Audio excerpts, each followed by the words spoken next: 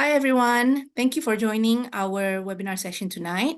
So we will start in a few more minutes. We're just letting the rest of the attendees enter into this webinar session.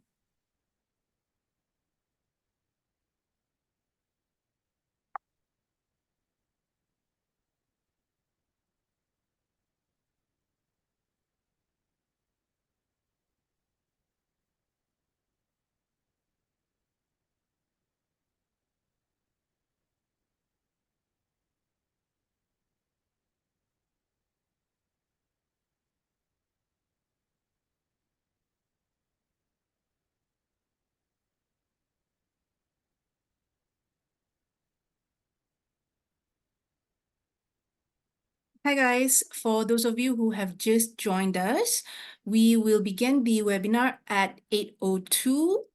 Currently, we're just letting those who have logged in enter and make themselves comfortable before we start the session.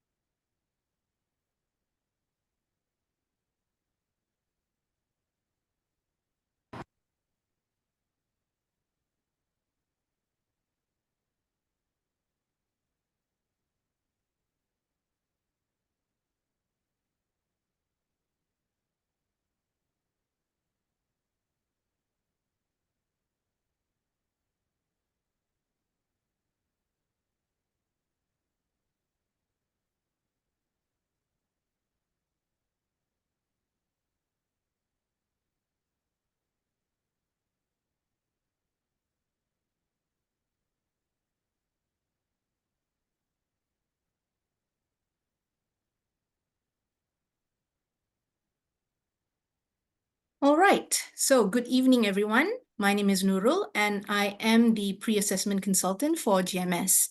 Thank you very much for taking the time to register and attend this webinar. Today's Australia Skilled Migration webinar will be focusing on the state nomination allocations for the new fiscal year. And without further ado, I shall let our Associate Director, Audrey Anthony, to start the session. Thanks, Nurul. Hi, good evening, everyone.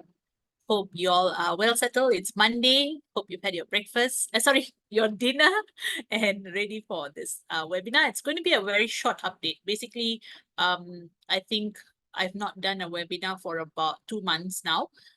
That's because there was no new information that was important to be shared, and we were really waiting on this regarding the federal government allocations for the state nomination. This is just out, and we will be going through this together with you today, so you will know what to expect for this year. Okay. At the same time, I know there are a lot of newcomers who are joining this webinar today. So for the benefit of the ones attending for the first time, I'm just going to go through a little bit about Australia PR options, so they will also be able to follow the session clearly. Okay. So when it comes to popular pathways for migration to Australia, I know there are different ways you can actually migrate to Australia, right?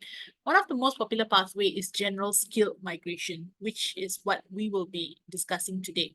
Okay, so why is general skill migration popular?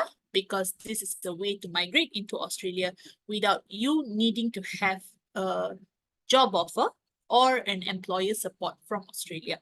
Okay, so hence a very popular pathway is general skill migration, right? It's solely based on your current qualifications and work experience. Then we have global talent. So global talent is for those who are able to demonstrate that they are like exceptionally talented in their certain target sectors. This program is actually due for a revision.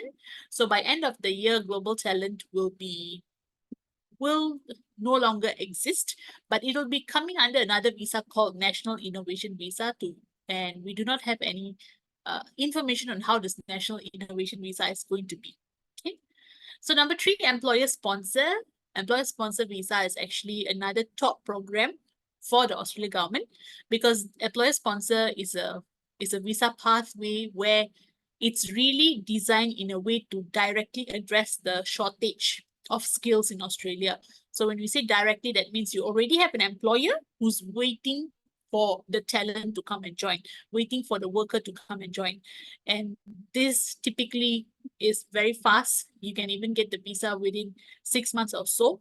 And the Australian government is also looking to make it even faster. Okay, so even in terms of quota allocations for the year, employer sponsor has the highest quota allocation, which is about 44,000 out of the entire program year. It's definitely nice. It's definitely a good figure and good to know it's a priority.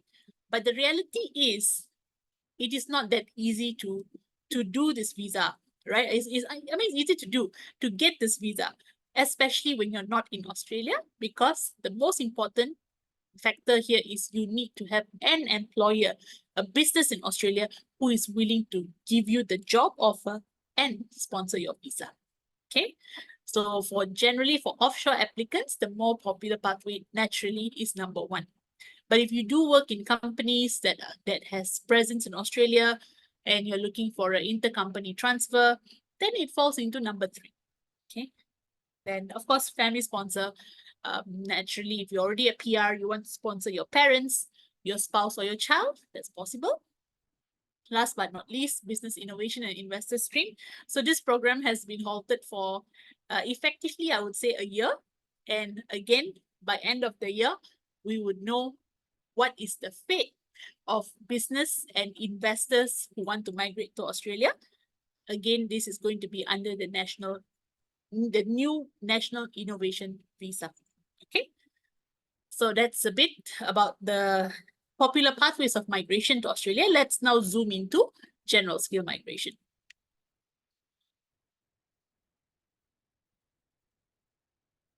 Okay, so general skill migration has a few criteria. One of it is, of course, age limit. Okay, this visa is suitable for those who are under 45 years of age. And there's a point test. This is a point tested visa. So there are various factors that can contribute to your points, such as your age period, your qualification, the years of experience that you have, your English level, whether you studied in Australia. All this contributes towards the point test. Most importantly, you must have an occupation on the list. Okay, so there is the Australian migration list. There is about over 500 occupations on the list. Okay, you'll be very surprised to find that there are certain occupations that you think that, hey, I can't believe Australia is actually looking for these skills, but yes, they are, right? So don't assume that you may not be eligible. Don't assume that Australia is only looking for professionals. Take a look at the list or just get in touch with us. And don't rule out chances that your occupation is not going to be on the migration list, because there's over 500 occupations. And then you will also need to complete an English test. Okay, so English tests that are acceptable is like PTE, IELTS, okay, TOEFL. These are the popular tests, out of which I think what has grown to be really, really super popular now is Pearson's test of English, which is PTE. Okay, everyone is trying to score high scores here, and the pool is getting higher and higher because everyone is trying to obtain superior scores. So I always tell my clients as well that we need to keep up to the pool with this kind of points. Hence, superior English is important. Okay. Then to submit a visa, you must be invited. Okay, so this is what we call EOI invitation. EOI stands for expression of interest.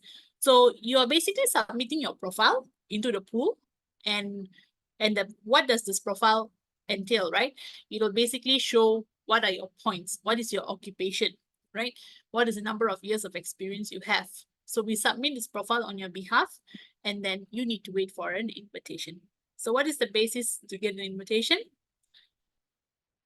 It's not only points. Okay, it's not only points. It's not only how high your points are, but definitely higher points are always encouraged. The higher, the better for sure.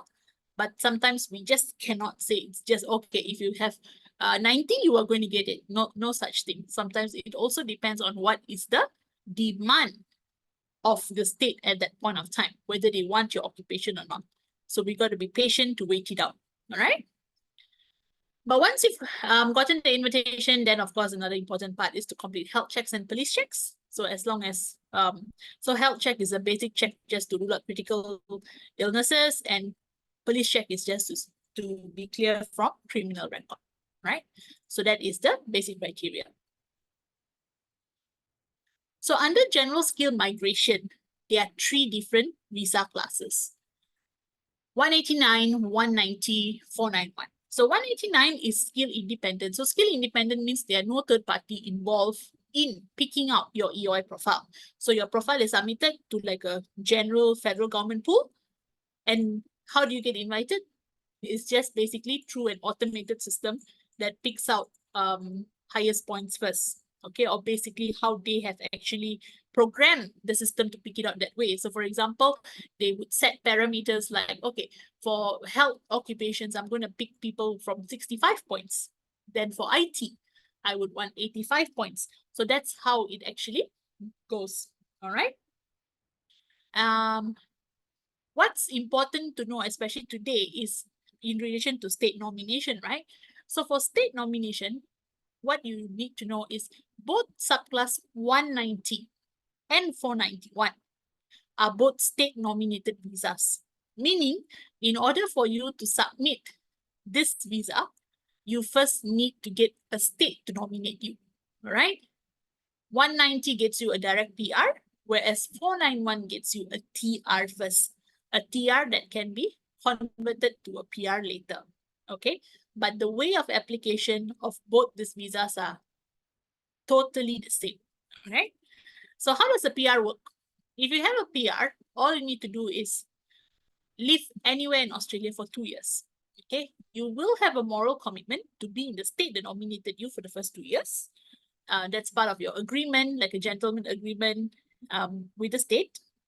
But legally, you are able to live anywhere in Australia for 2 years. That's PR. Now, let's look at the 491. The 491 is a visa that's actually designed to actually promote regional areas in Australia, to promote growth for regional areas in Australia. So what are regional areas in Australia? It is basically growing areas, okay? So it is not rural area. It is not kampong, okay? It is growing areas, which is anywhere except Sydney, Brisbane, Melbourne, okay? So you can actually, with the 491, you can actually go to Perth. You can go to Gold Coast. You can go to Newcastle, Central Coast, Wollongong. Those who wants to be near Melbourne, you can be in Geelong.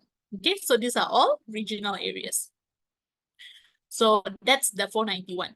So how do you convert the 491, which is a TR, to become a full PR? Because this is a 2-step process. All you need to do is show that you've been living there in a regional area and show 3 years of your taxable income.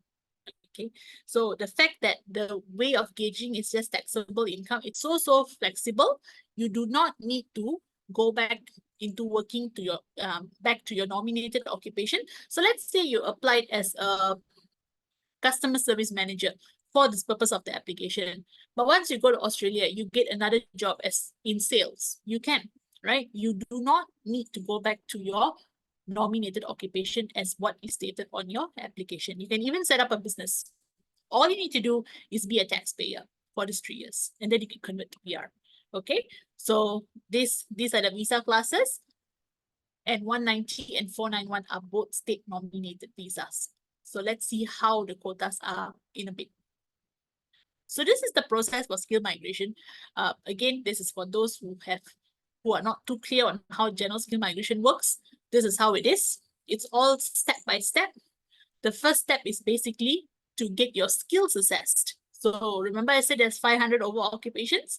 So we need to see which one out of the 500 is you. So let's say we have pre-assessed you as a public relations professional. We will then do the assessment with the skills assessment body, which is the first step. And the body will basically assess your qualifications and your work experience and come up with the result that, okay, you are suitable to migrate as a public relations professional. Then you do your English test. And once you do your English test, you go into the most important part of the application, which is the expression of interest. Okay. So what happens in expression of interest? You basically submit your profile to whichever visa that you can try for, right? Because EOI is still trying. Only when you get picked, you're applying a visa. So what we usually do here is, here's where it really matters, which state has your occupation. So when we're submitting your profile for 190 or 491, we basically need to see every state in Australia, they have their own occupation list, okay? So we need to see if your occupation is on the list, and if it's there, submit a profile. And after that, we wait until the state picks up your profile. Okay, so of course, the more attractive your profile is, the faster the selection is. Okay, and once you've been invited, that's when you can submit the visa, and then after some time, you get the visa decision. Generally, a process from the start, from general skill migration till you get a visa, is about average 2 years. Okay, so it's not a very fast process, it's not a quick process. So we got to plan this out really ahead of time. Because some clients, they come to me and they say like, oh, I'm actually not in a rush. They tell me I'm not in a rush. I'm only planning to go in 2 years' time. Okay. So for general skill migration, 2 years' time is the minimum time, I believe, in even preparing to get the visa. Okay. So if you think you want to migrate in 2 or 3 years' time, when do you apply? Now. Only then the timing is suitable according to what you are planning. All right. Okay, now the most important part. Let's take a look at the state nomination quotas. I believe some of you have already seen this already. Especially to our current clients, we've already sent out an email detailing this. But what I'm doing here is basically a comparison of how it was last year and how it is now this year.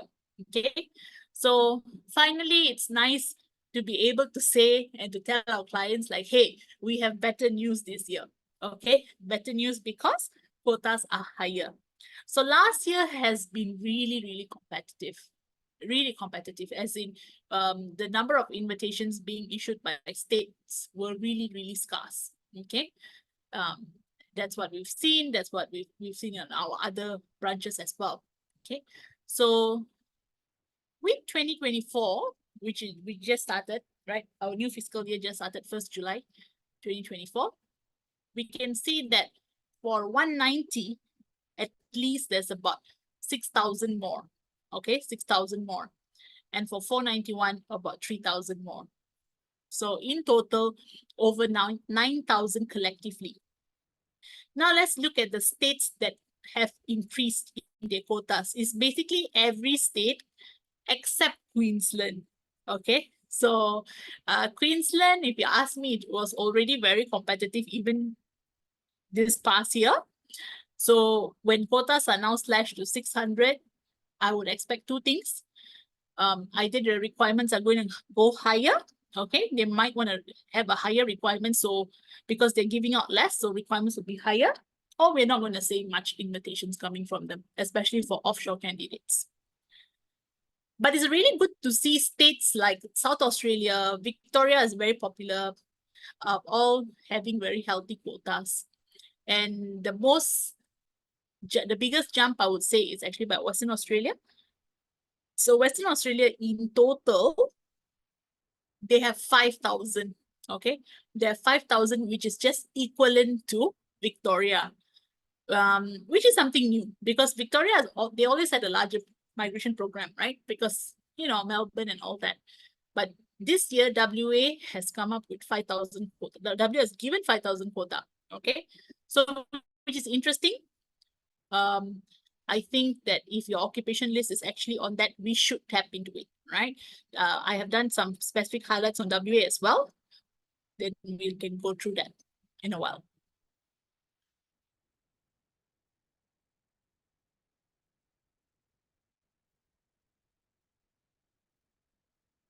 I also wanted to share what is the current status of the state nomination opening. So what you saw earlier, the quotas are given by the federal government to the states, okay? Then what happens is the state now know, okay, I have 2,000, 3,000, 4,000, whichever, right? And then they will start planning their migration program of how they want to run the program for the entire year. So as you can see, as we speak today, they are the only states that the only state that is really fully open with the new program is WA. Okay, not NT, Northern Territory, was open just last week, but currently they have suspended the offshore application because they're going to fine tune it. So I believe that perhaps there's a lot of applications, and hence they need to fine tune this. And if you can see for NT, it is just that not solely submitting an EOI. You're basically doing the entire application, making the payment, and then waiting for them to process your application to see if it's a positive outcome or not, as opposed to all other states where you will be getting a pre-invitation, okay, before you can make the payment. So let's look at WA. Nice to know that there's no application fee for this year, okay? So it used to be 200. And what's even more nice to know is point number 2, which is equal invitation ranking for interstate and overseas candidates, okay? So that means there is no, of course, there's priority if you are living in WA, but if you're living in other states in Australia, they treat you same as a offshore candidate, okay? And WA has always been prioritizing those in the building and construction sector as well, okay? So we've tried to really squeeze in the occupation list for you to just have a look of what is on the WA's list. So there are a lot of interesting occupations. It's not those same old healthcare occupations that we know Australia is in dire need. It's nice to see management consultant being there, organization methods analyst. What else is nice? Engineers. And of course, teachers, right? So teachers are there. When you're talking about all this primary school, secondary school teacher, this is actually a top priority even by Australia federal government as well. Teaching. And IT, a very, very popular occupation category, IT. Nice to see that IT is also there. You can see your business analyst, project manager, security specialist. Not every single IT occupation is there, but a lot of it is there, right? And the engineers as well. So then WA, so I've just like extracted this mainly, but then WA actually further classifies this into priority list. So those on priority list, I believe, will be getting a better invitation chances. Okay. So I think one of the interesting ones, like teachers, are definitely on the priority list. Okay, cafe restaurant manager is on the priority list. So that's what we have right now. So for now, I'm only share W because no other states are open yet. Okay, and yeah, so I'm done with my sharing. Before I pass on to Nurul, I just wanted to just share a little bit more of how I believe the outlook of this year is going to be. I mean, given that the quotas are 9,000 collectively higher, I'm really, really hoping for a better year this year for all of you, actually, all of our clients, and all of you, because generally higher quotas means more invitation, right? So with these figures, it definitely speaks that we should be able to see more invitation. So I think it's also I think I can take this opportunity to encourage y'all to actually say like, hey, the higher quotas, put your EOI in now, right? Put your EOI in now. That's all I can say. I cannot guarantee. I have never guaranteed any invitations, but I think the figures speaks for itself, right? Just put, as long as you do your part, get your English done, get a skill assessment done. We will advise you how to boost your points wherever possible. Put it in for you, monitor and manage your EOI. That's the best we both can do to see how it goes. Okay, so we have seen in some interesting, despite last year being competitive, we have seen interesting invitations taking place. So we have invitations for even marketing specialists. Okay, we have marketing specialists getting picked up by Sydney, by Victoria with 85 points, 90 points. This is what we've seen. While they are getting picked, we still see some engineers waiting when they are 90 points. So what does this mean, right? So that means you cannot rule out to just think that everything is apple to apple. It's certainly not. Okay, because if it's apple to apple, every engineer at 90 points would have been selected, but it didn't work that way. Our chemical engineer got selected at 90 points, but our electronics engineer is still waiting. So it's really the state's demand, what they want at that point of time. So we cannot point out to you in detail like, hey, 90, you're an engineer, you are going to get selected this month. No. But what we can tell you is, hey, you're 90, you're certainly above average.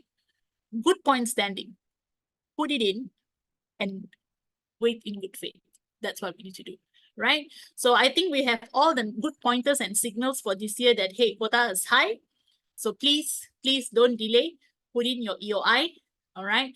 And for those who are just at the exploration stage right now, please send us your CV.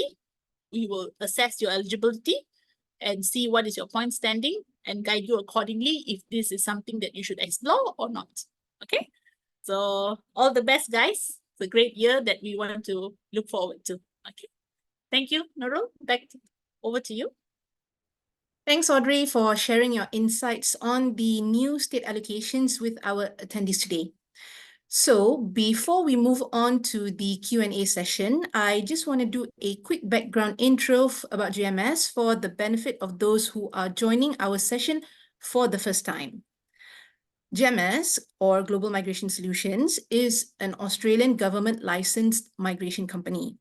We are known as a premier migration firm as we provide the best migration solution, and most importantly, we handhold our clients throughout their migration process as much as possible. We advocate the right migration practices with trust, transparency, and commitment.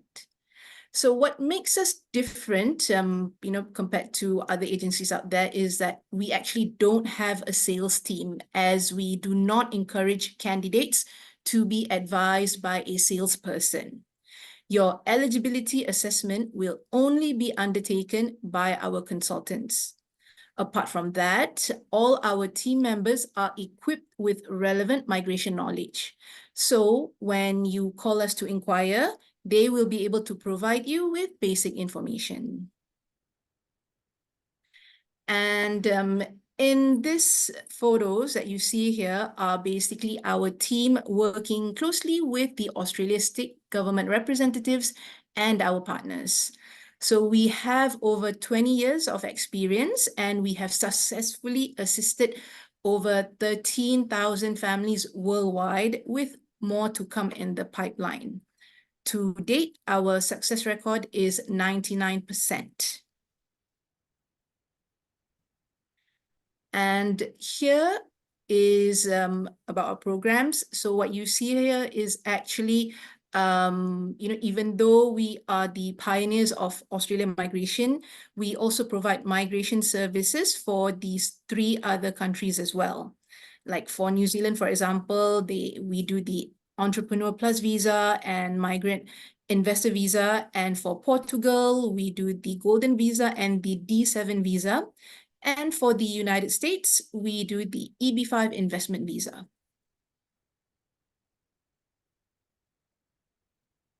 And we have presence in these countries, currently Australia, Singapore, Malaysia, Vietnam, Cambodia, and Hong Kong.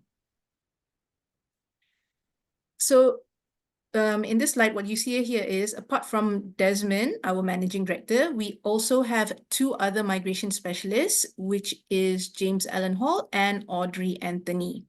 So both Desmond and James are licensed migration advisors registered with Australia government and the New Zealand government. And as for Audrey, well, you've met her just now when she was doing the presentation. She's actually our associate director, and she has over 14 years of experience in the General Skilled Migration Program, Family Visa, and RRV, and she has handled more than 5,000 successful cases.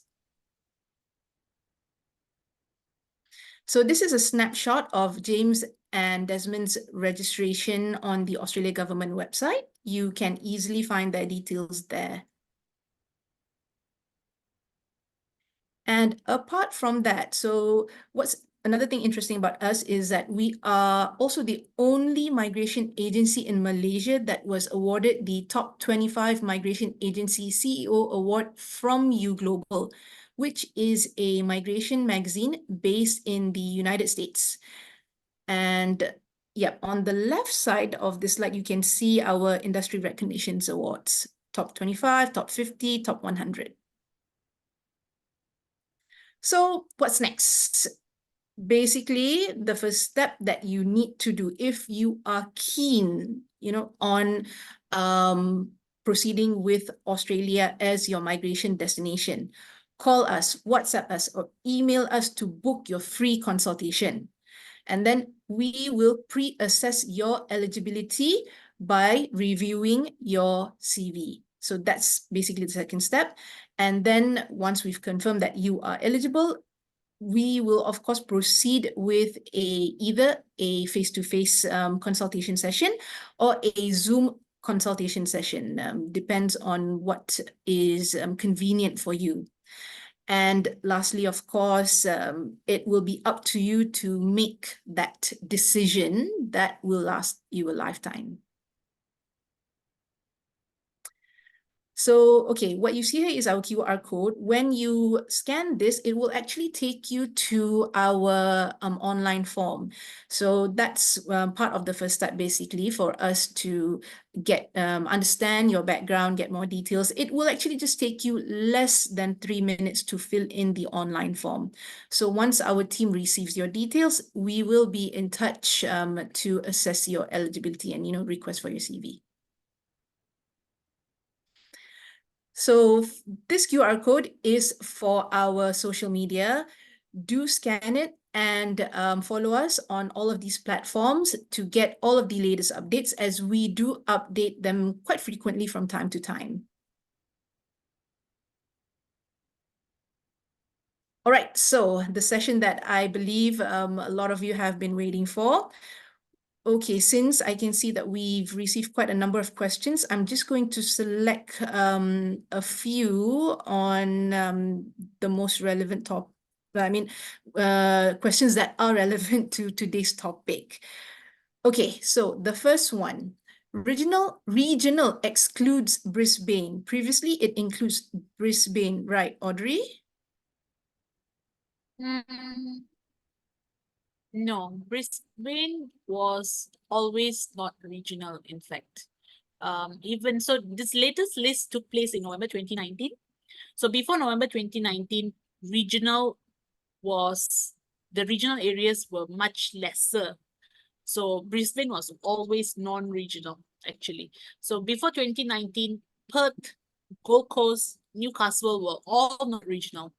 So there were more restrictions before 2019. So after 2019, the only areas which are not considered as regional is Brisbane, Sydney, Melbourne. That's all others are considered regional area.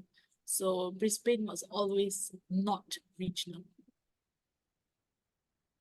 Okay, so the next question we have here, I saw some saying if want to apply for 190 and 491, Victoria don't accept separate EOI, and some saying better to combine EOI. Will it confuse Victoria? Yeah, we'll need to see what is this year's requirement, but the current requirement by Victoria is you can only choose 190 or 491.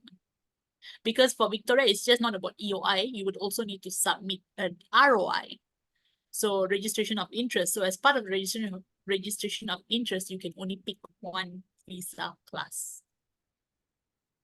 Okay, so this next question, okay, it is about WA. Does WA need ROI? No, WA does not need an ROI. It's directly just an EOI. Okay, next question is about 491. For 491, is there a minimum tax requirement for the 3 years tax submission period? No, there's none. Okay, let me just see what else we have here. Okay, so a question on an occupation. Does Australia accept Malaysian qualified or licensed pharmacists? The answer is yes, they do accept. But what you would also need to do is additionally, you would need to sit for an exam. Okay, it's called CAPS. So generally, if you are not from the UK, there are certain countries that Australia directly recognizes the qualification. But for all of the countries, it's not like it's not recognized. You would just need to sit for like an exam. So it's not a course, it's not like a bridging qualification, it's just an exam. You pass the exam, you can apply as a pharmacist.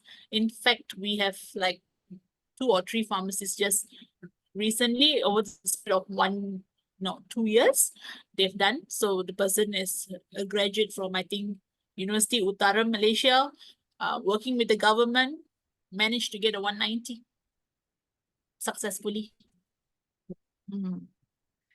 Okay, so this next question is about age. Is visa 491 for age below 45 years old?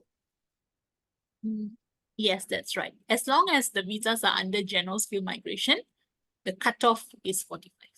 Okay, so that means 190, 189, 491, everything is for those below 45 years of age at time of invitation.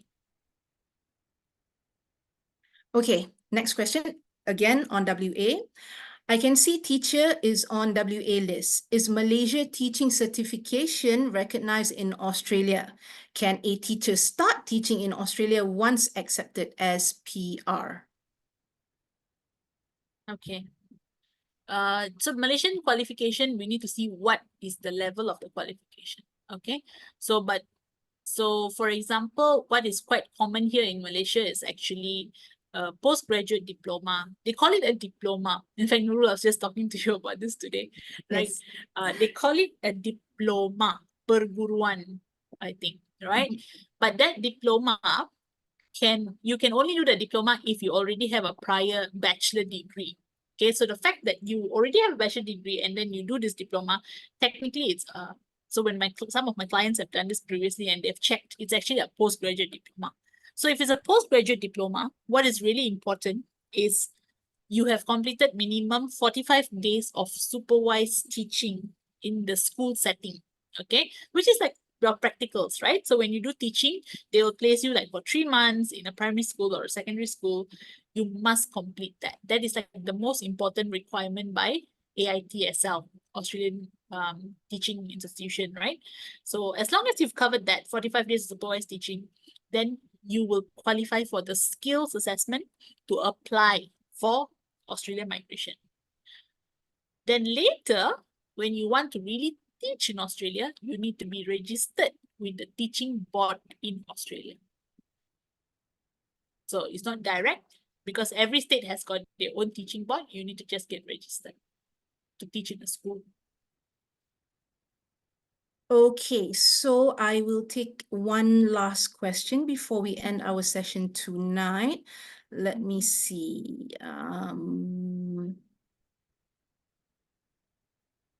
Okay, yep.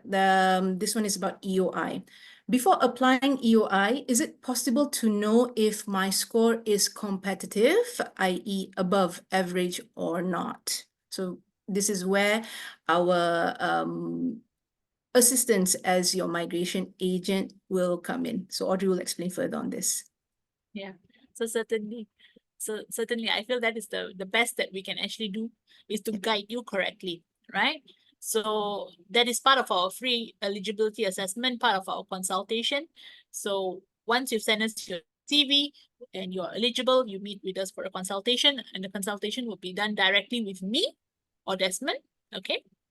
So in that consultation, we will go through in detail everything and do a point test for you, and at the same time give you our most transparent opinion of your point standing. So if we think it's not going to make the cut, we will tell you it's not going to make the cut. If we think you're like, hey, these are good points, historically this type of points are good, then we will basically tell you the same. Okay, so no sugarcoating, nothing. If it's weak, it's weak. If it's good, it's good. Yep, absolutely. And that's all the time that we have today. Thank you very much, everyone, for attending and staying on until the end. For the questions that we didn't manage to answer, don't worry. Our team will get back to you on your queries via email. So thanks again, everyone. Have a good night and have a good rest. Thanks, everyone. Good night. See you soon. Bye. Bye.